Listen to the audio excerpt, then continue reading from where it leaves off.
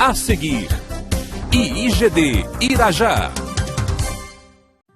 Deus colocou todo ser humano no mesmo nível. Jesus levanta pastores para cuidar de ovelhas. O ricaço, o rico, o pobre e aquele que está chegando e aceita Jesus, que vem na pior miséria.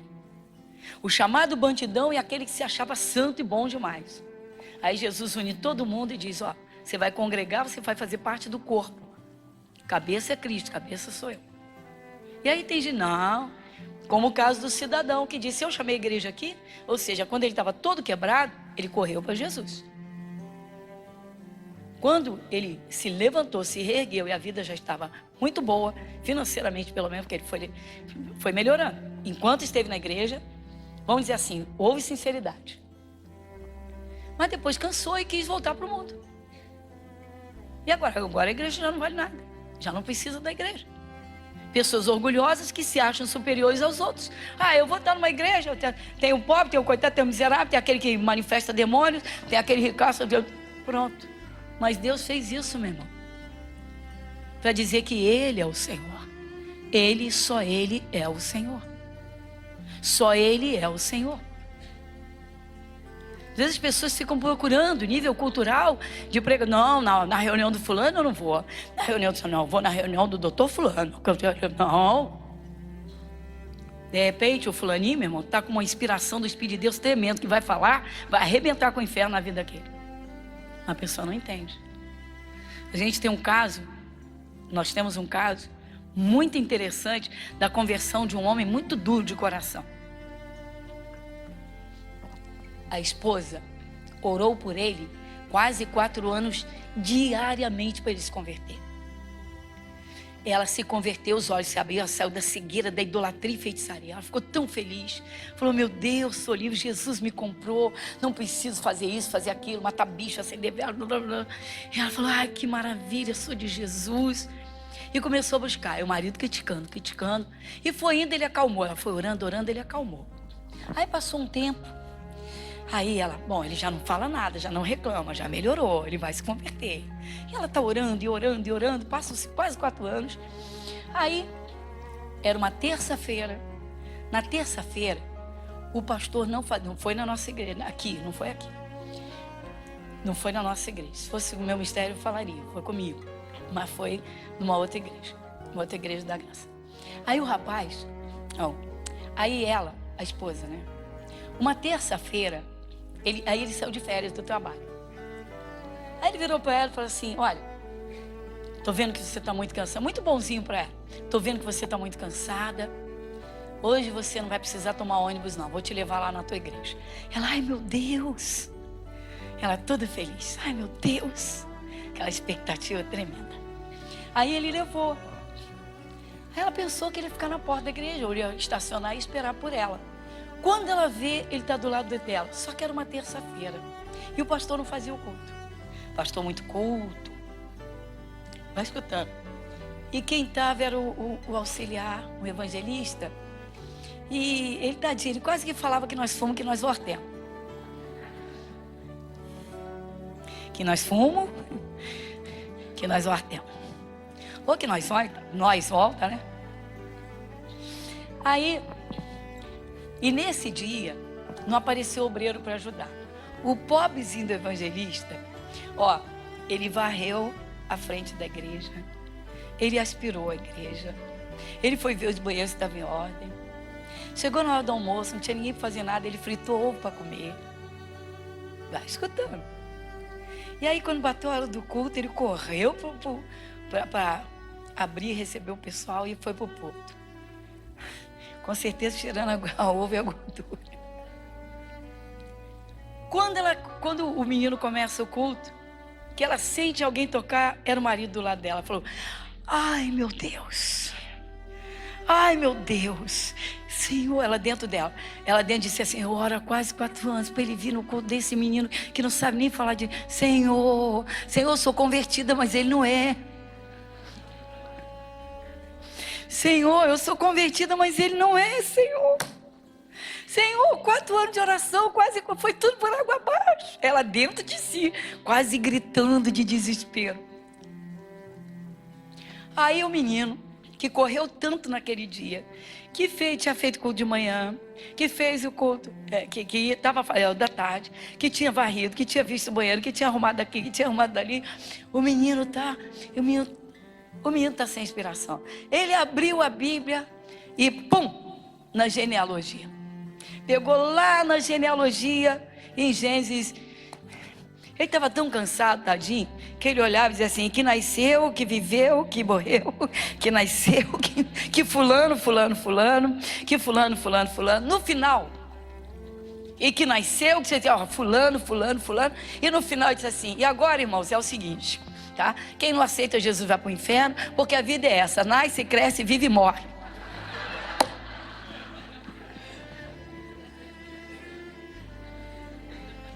Desse jeito que eu estou te contando. Essa senhora, ela disse que a vontade dela era sair correndo e dizer, Senhor, por que o Senhor deixou ele vir nesse dia? Por que o Senhor não impediu ele? Senhor! Ela disse, eu fiquei abafada, ela ficou abafada. Terminou o culto, foram para casa. Aí está ele ao volante do carro, ela sentadinha do lado dele, apavorada, com medo das crises, sabendo a língua dele vai soltar, ele vai me espancar, eu vou sofrer. O negócio foi feio. O rapaz estava cansado e pregou sobre genealogia, que filho de fulano, que nasceu, que viveu, que morreu, e foi fulano, filho, e teve filho fulano, filho de fulano, que nasceu, que viveu, que morreu. Aí ela falou, meu Deus, chegaram em casa, ele foi para o quarto. Ficou quietinho lá no quarto, não falou uma palavra com ela. Ela foi fazer as coisas e tal, fazer a janta. E aí chamou ele para jantar, ele foi para a mesa, não falou nada. Terminou o jantar, ele não fala nada. E ela, meu Deus do céu, eu estou com medo de falar, porque eu sei que ele vai soltar a língua. Ele está se preparando para me atacar. Ele, com certeza, um homem muito inteligente, com certeza ele está somando tudo que ele ouviu. Eu vou sofrer, Senhor. Ele está arriscado em me proibir de ir na igreja. Jesus, tem compaixão da tua serva. Ela aflita e sofrendo. E chegou a quarta-feira. E aí ela está na cozinha e tal, fazendo as coisas e tal, e arruma a mesa. E aí ele não fala nada. Ela, meu Deus, por que ele ficou mudo, Senhor? Passou. Quando foi a tardinha, por volta de 6h, 6h30, ela estava prontinha para ir na igreja. Mas ela não se arrumou, ela falou, não vou. Eu não vou porque o negócio vai ficar feio. Ele foi lá na cozinha, virou para ela e falou assim, minha filha, você já viu o relógio? Que foi? Você não vai no seu culto, não? Meu bem. Ele falou, minha filha, você não escutou? Que nasce, que cresce, que morre, e sem Jesus vai para o inferno? Eu não vou para o inferno. Vamos embora logo para a igreja. E nesse dia ele já chegou lá e disse, pode avisar que eu quero esse Jesus que você tem. Eu não vou para o inferno. Que pregação foi essa, meu? Na época, quando eu soube disso, esse evangelista, ele disse, ó, eu não tinha nada para dar, eu estava vazio, não tive tempo, eu estava cansado, mas cansado. Ele disse, onde eu abri a Bíblia, eu saí lendo.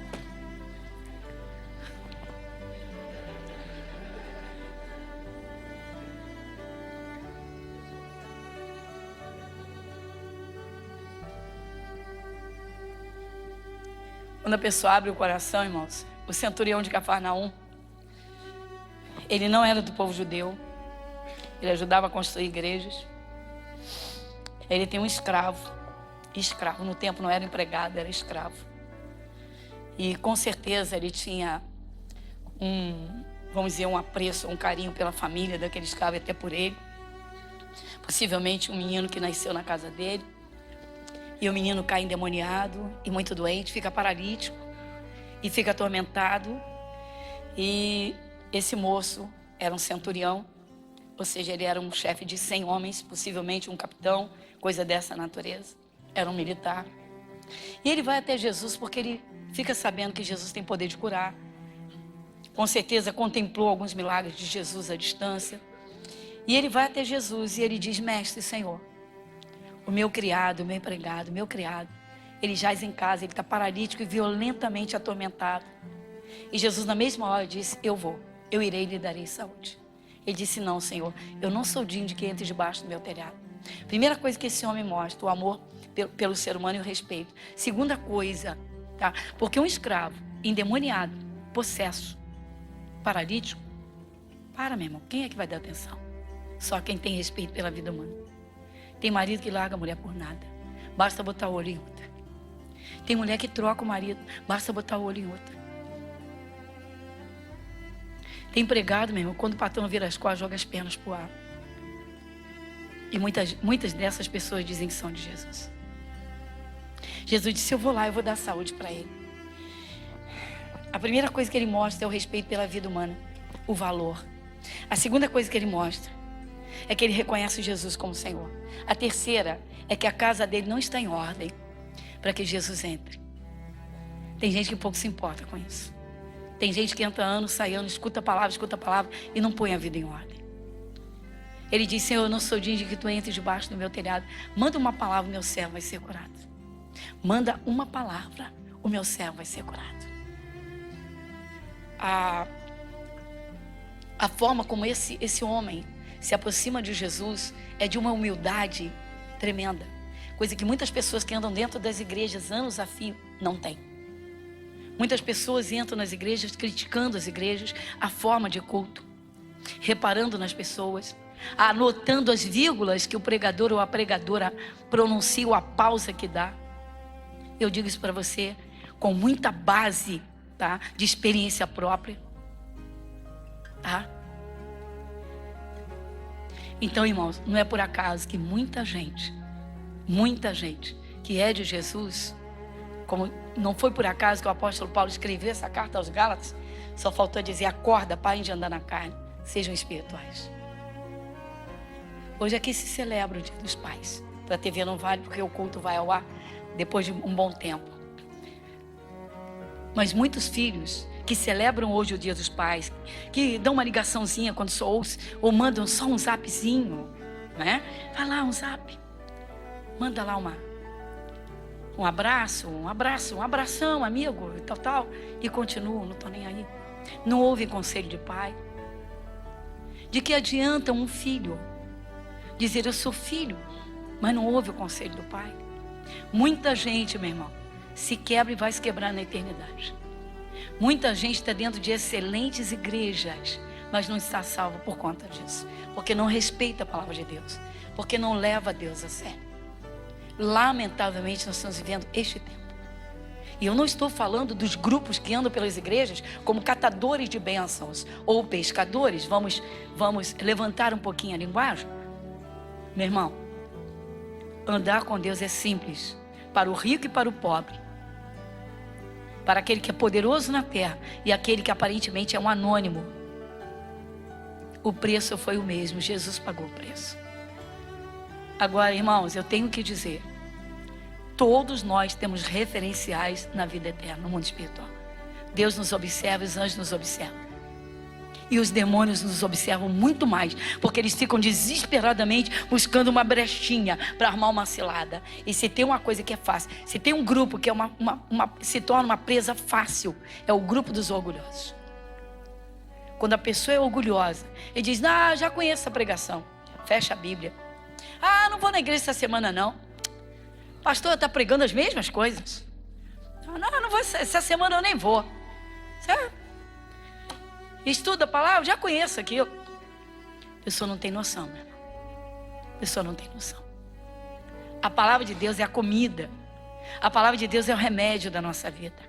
A palavra de Deus é que nos sustenta. É ela que fortalece as nossas bases. A palavra de Deus é que nos ensina a recebermos os cuidados de Deus e nos dá cobertura. Tudo vem através da palavra. E nós não podemos nos acostumar com a palavra, irmãos. Nós podemos ler o mesmo versículo várias vezes e não podemos nos acostumar. Por quê? Porque a palavra é viva, ela tem vida. Quantas vezes nós usamos, eu, por exemplo, no nosso caso como pastores e obreiros, que vamos orientar pessoas e vamos orar pelas pessoas e de repente vamos expulsar um demônio, usamos sempre a mesma palavra ou quase o mesmo nome. Você vai sair, por quê? Porque foi comprada pelo sangue de Jesus. Você não tem direito de estar aí, você vai sair e vai sair em nome de Jesus. Vamos cansar? Não, meu irmão. Que glória podemos usar o nome de Jesus. Então Salomão disse: eu quase cheguei à ruína total. Abre lá em Provérbios capítulo 5. Todos abriram a Bíblia em Provérbios capítulo 5. Então lê comigo o versículo 13. E não escutei a voz dos meus ensinadores, nem a meus mestres inclinei o meu ouvido. Quase que em todo mal me achei, no meio da congregação e do ajuntamento. Está vendo? Salomão está dizendo: eu quase cheguei ao mal total. Quase cheguei à destruição total. Eu estava no meio da congregação. Eu estava no meio do ajuntamento do povo de Deus. Mas ele diz no versículo 13: eu não escutei a voz de quem me ensinava. Ah, não tem nada para ensinar, tudo é a mesma coisa. Todo dia fala a palavra, todo dia fica lendo a Bíblia, vai ler muitas vezes os mesmos versículos. Esse é o erro de muita gente. Eu costumo até usar um exemplo simples, irmãos, tá? E dizer: a sua comida da sua casa, todo dia você tem uma comida diferente? Por favor, as bases são quase as mesmas. Por que você come todo dia a mesma comida ou quase sempre? Porque ela te alimenta, ela te mantém de pé. Se eu me alimento da palavra, se eu levo Jesus a sério, Ele anda comigo. Então Ele me sustenta, então eu posso estar de pé. Se eu assumo o sacrifício do Calvário e tenho respeito por Ele, se eu respeito o sangue de Jesus que me purifica, que nos santifica, então eu vou fugir do pecado.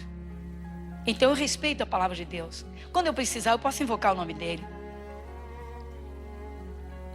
Então, irmãos, a pessoa pode estar dentro da melhor igreja, ela pode ir para a melhor igreja da face da terra. Se ela tirar a atenção da palavra, se cair na banalização, se o orgulho tomar conta do coração, meu irmão, se quebra. Se quebra, porque um princípio de Cristo, que é uma base sólida, é humildade. Humildade é falta de orgulho. Humildade não é miséria. Humildade não é pobreza. Humildade não é passar necessidade. Humildade não é viver subjugado pelos pecadores. Tem evangélico pagando aluguel para macumbeiro.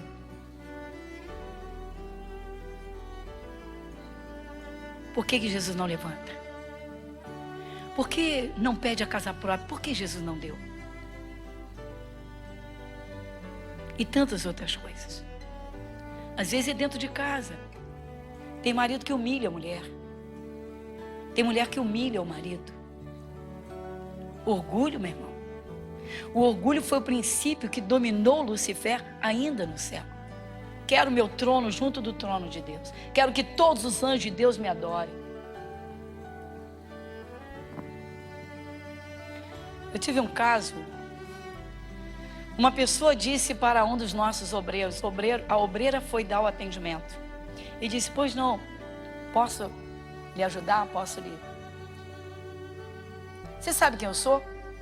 Sou estudante de teologia. Comigo de evangelista para cima, não converso com o obreiro. Desse jeito que eu estou te falando.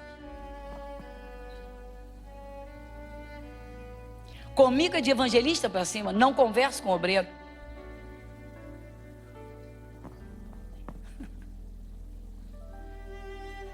Tem o obreiro, que é o pedreiro, o trabalhador braçal, mas tem o médico, tem o advogado.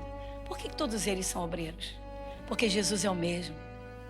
Porque o preço que pagou, o sangue de Jesus é o mesmo. O sangue de Jesus pagou o preço daquela vida que está lá debaixo do viaduto e pagou a tua vida e a minha. Então, irmãos, o Salomão, depois de muitos anos, já maduro e quase idoso, velho, ele se quebrou e disse: eu quase fui à ruína total. Porque eu não dei ouvidos aos meus ensinadores. Ou seja, eu achava que eu sabia tudo. E foi um dos homens mais sábios do seu tempo, se não o mais sábio, que Jesus, o Senhor Deus, disse que ele não daria a outro a sabedoria que deu a ele. E no entanto ele caiu. É bom a gente ouvir, irmãos. É bom a gente atender. Quando a palavra falar, quando o obreiro que lhe dá atendimento, você que é recém-chegado, você que é novo, você, irmão, não tenho lhe visto na igreja. Obreiro, me ajude em oração, andei meio atrapalhado. Talvez se embaraçou com o trabalho. Você é obreiro, não, tive luta em família, me ajude em oração.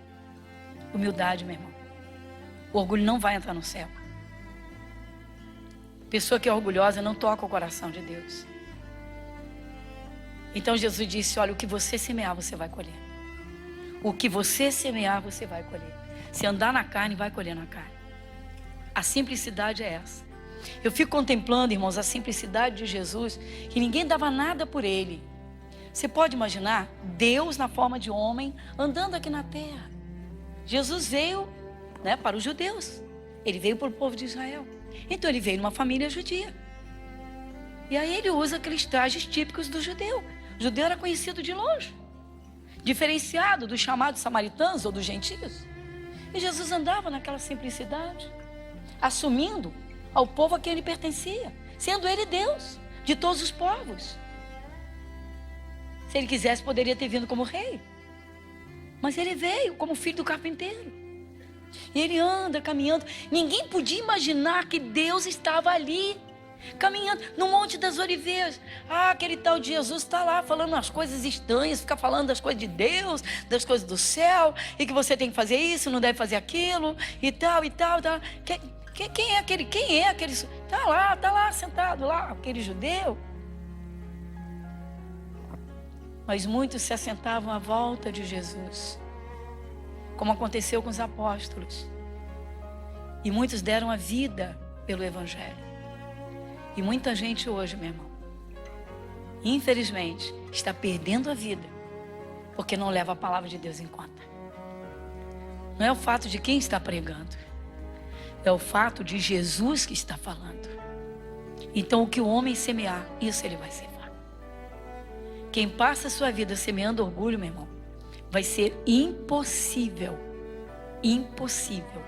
agradar a Deus, alcançar a sua salvação. Vou deixar essa marca hoje, que é o dia da Santa Ceia do Senhor. Porque hoje a gente faz, além da chamada para a salvação eterna, que sempre se faz, a gente faz uma chamada para a reconciliação.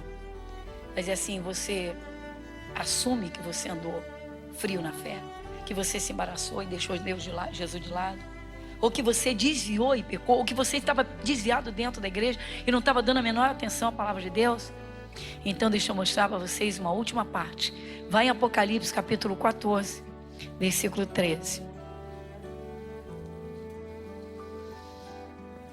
Nós vamos agora o entendimento de conciliar essa palavra com as nossas obras. Vamos lá? Apocalipse capítulo 14, versículo 13. Quem lê comigo? E ouvi uma voz do céu que me dizia: escreve, bem-aventurados os mortos, que desde agora morrem no Senhor. Sim, diz o Espírito, para que descansem dos seus trabalhos e as suas obras.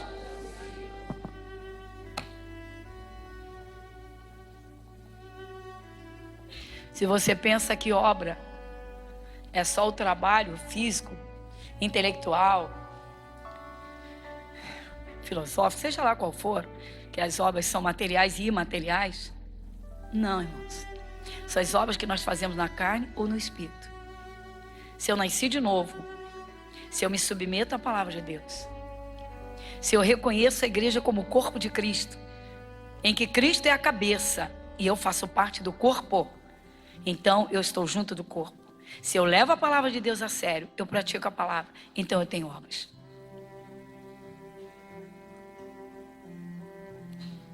Então o apóstolo Paulo, escrevendo aos Gálatas, disse que os que andam na carne, da carne ceifarão a corrupção, mas os que andam no Espírito, do Espírito ceifarão a vida eterna. Ou seja, se eu respeitar o Espírito Santo, praticar a palavra, eu tenho o céu garantido. Amém, igreja? Igreja Internacional da Graça de Deus, Avenida Monsenhor Félix, 1120, Irajá.